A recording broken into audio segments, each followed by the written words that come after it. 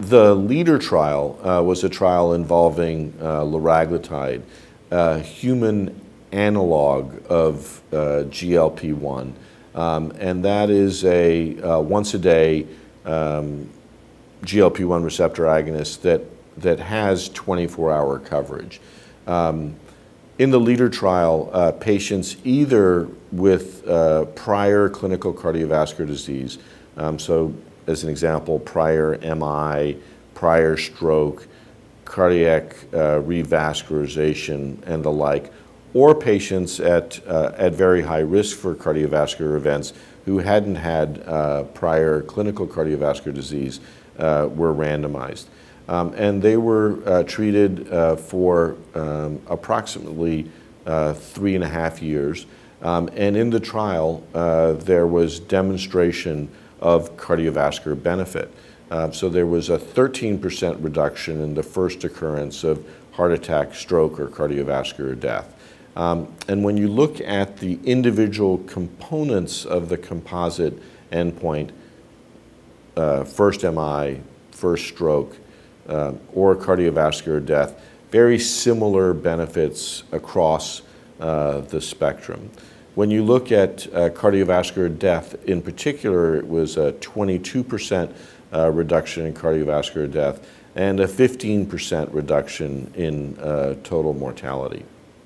So in many ways, a spectacular result, particularly in a field like diabetes where we'd gone for many, many years until the EMPA-REG study of the year before to now, at that point in time, have 2 studies that showed cardiovascular benefit was quite stunning.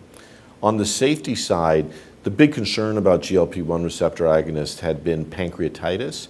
And in the LEADER trial, numerically, there were more cases of pancreatitis among patients treated with placebo.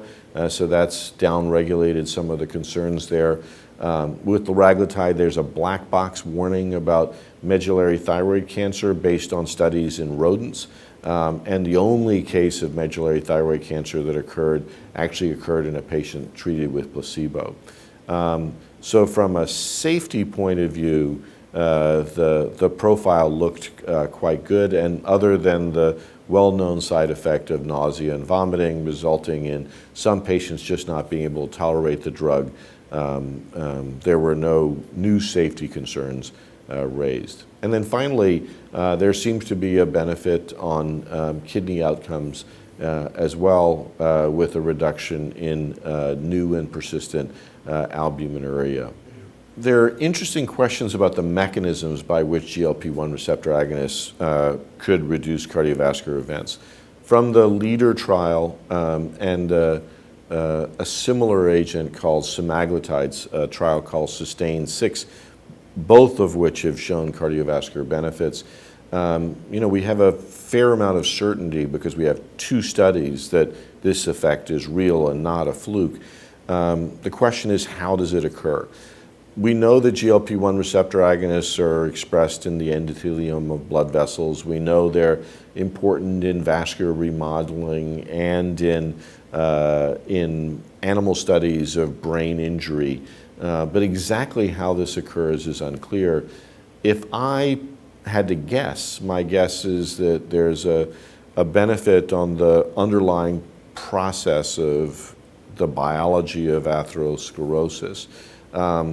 Perhaps through reduction of inflammatory pathways, perhaps through changes in the way that fuels are metabolized, particularly postprandial fat metabolism. And I think it's very interesting, the animal studies that have shown improvement in plaque stability. But once again, we don't really know the mechanisms. We feel like it's really important to try and understand it because, again, we may have a more direct way of targeting those pathways than using GLP-1 receptor agonists.